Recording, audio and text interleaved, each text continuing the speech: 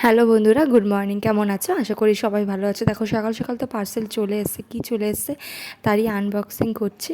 আর এইদিকে দেখো সকালে আমি ডিম ভাজা, শাক আর খিচুড়ি করেছি, কারণ এক জায়গায় যাওয়ার নেমন্তন্ন আছে তার জন্য।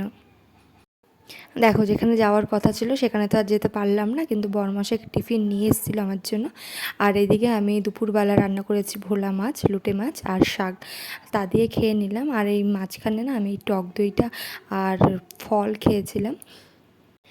আর এদিকে দেখো ফুলের তোড়াটা, আমার রজনীগন্ধা গোলাপ ফুল দারুণ লাগে, তো তারই ভিডিও তোমাদের সামনে তুলে ধরেছে। মানে এমনি ভিডিও করে রেখেছিলাম, যেটা হচ্ছে গিয়ে এখন ভাবলাম যে পোস্ট করেই দিই।